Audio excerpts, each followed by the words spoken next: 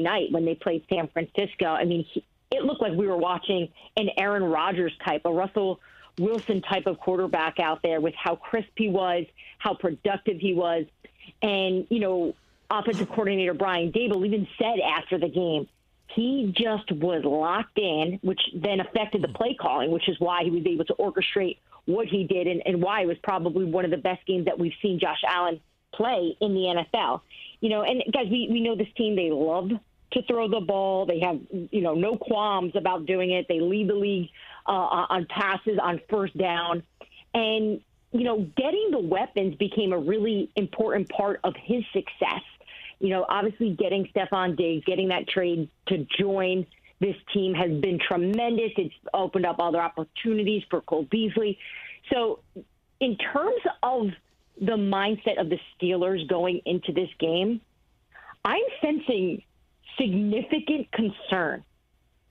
But one part of it is because the Steelers really are on a short week here, and they're coming off, I think it's 3 games in 12 days, right? So they have that working against them. They now got that undefeated record sort of off their shoulders. But now coming into this game, this is a team that's very similar, guys.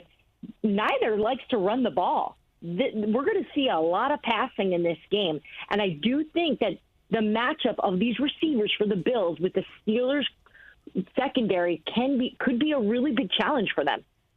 All guests join us via the Shell Pennzoil Performance line. Diana, Brandon Beane, general manager of the Buffalo Bills, just signed his extension, so clearly the Bills are happy with him and some of the moves that he's made. How important was it for him to go out and get Stephon Diggs so that he can grow and teach Josh Allen how to be a quarterback? That was probably one of the most significant moves that he has made. But let's not forget, so Sean McDermott joined the team in 2017 as the head coach. They didn't hire a GM until after the draft. That's when he went and grabbed Brandon Beane. So now skip forward to the next draft, head coach, GM together, and the first pick that Brandon Beane makes is Josh Allen. He trades up to get him. And, he took that risk. If you guys remember during that draft, he was criticized for that. And we had our own analyst on the air saying, what are they thinking? This is a 0-star recruit out of JUCO who went to Wyoming. This isn't a quarterback that could really turn into what we've seen now. So the fact that he was right on this is huge. And really, he hit it out of the park with getting Diggs, taking that chance of trading out for a first-rounder to get him. And we saw the production that Diggs had in Minnesota, but in terms of where he's at, his comfort, his overall happiness, because, guys, you've seen Diggs enough on TV. You've seen him in press conferences. He's an emotional guy. He's a receiver. You know that. So,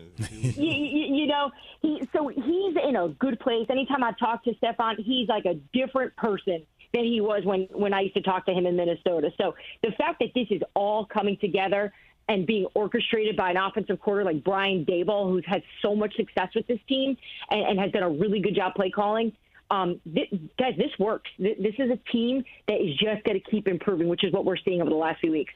Diana, we only have 30 seconds here. How do you expect the Steelers to respond to their first loss? I think Mike Tomlin's going to do what Mike Tomlin does best, which is he's going to figure out a way to motivate them. I don't sense that they're panicked after their performance. We know everyone's been talking about the obvious storylines about all the receivers dropping the ball, Ben having to be better. I think that this is going to be a really close game because the Steelers, they want to prove that they're better than what they showed against the Washington football team. And I think we can all argue that the Steelers are a lot better than Washington is. So I assume that they're just going to come back and they're going to respond and play real tough, real hard up in Buffalo. Ooh, she hit it right on time. 27 seconds. Oh, right on the 30. Diana. Right on the 30. Well done. All right, well done. They call me a professional, guys. I know you think I'm a joke, but I am a pro. And we thought those 30 seconds only counted on Sunday NFL Countdown. That's an inside TV joke that Diana surely will appreciate. Safe travels to Orchard Park, Diana. Thank you very much. Thanks, guys. Have an awesome weekend.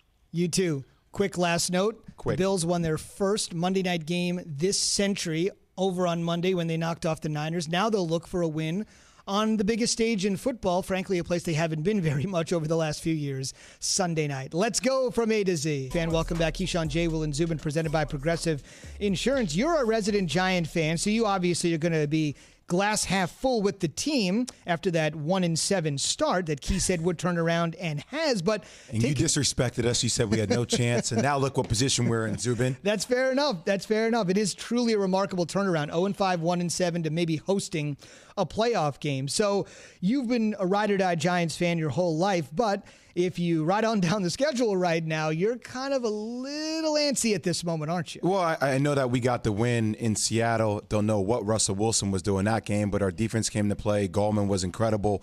Colt McCoy was serviceable. Daniel Jones coming back. You know, you question that hamstring injury. How will he be? But I look at the schedule, having the Cardinals come in town. Then you play a Browns team that is playing really well right now, a Ravens team at Baltimore that has their back against the wall trying to make the playoffs. Then the Cowboys, you know, you hope that they can go 2-2 in this scenario. I get worried about, look, there's no wild card opportunity for the Giants. It's going to be the winner of the NFC East, and the Washington football team is just playing great football right now. They're playing really good football, and their schedule is easier on the back end at the 49ers, the Seahawks, the Panthers, and the Eagles.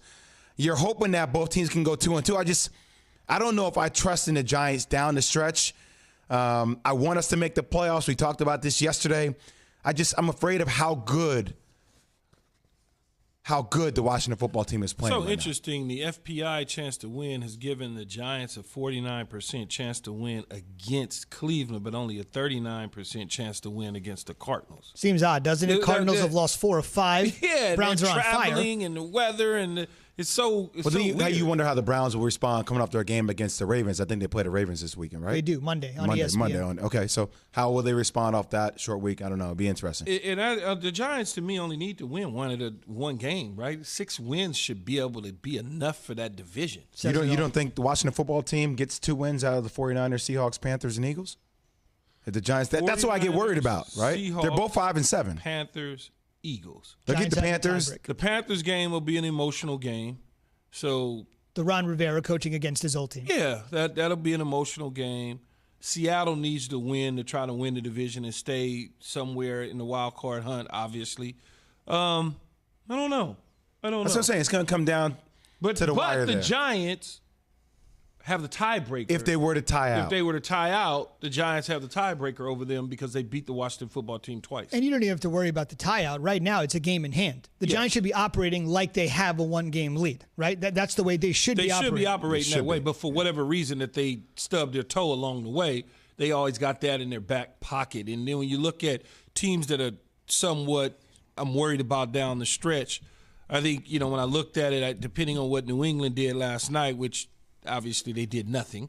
I was going to say that it would be the Dolphins that would have to look over their shoulders, but I feel like the Colts at 8-4, because of Tennessee, I think the Colts the Colts are going up against the Dolphins, the Raiders, Tennessee to try to win the division, but if they for some reason lose to the Raiders, now they're in a wild card spot. They're thinking division, but then at some point they're going to have to start to think about being in a wild card spot because they lose to the Raiders. And I'm not so bullish on them, although the quarterback, Phillip Rivers, has turned things around slightly in not turning the football over at alarming rates or making you feel that way. But at some point in time, he could become Phillip Rivers. The pumpkin will go back to something at some point in time. Now, that game is going to be in Las Vegas on Sunday. And one thing to mention, Key, and this is always something you want to bring up because it's the Raider audience, and you always mention how they have the worldwide fan base.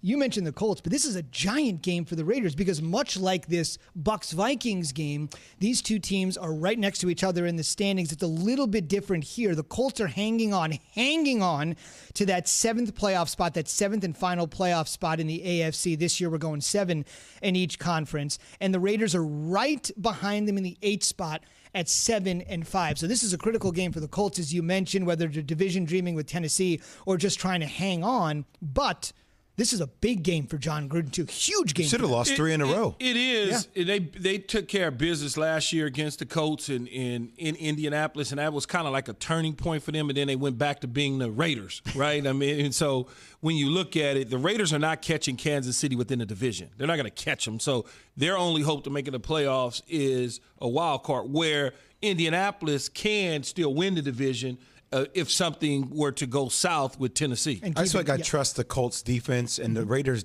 haven't been playing good football at all. I mean, they lost to the Chiefs in that game that they lost to the Falcons. It was just, 43-6 was.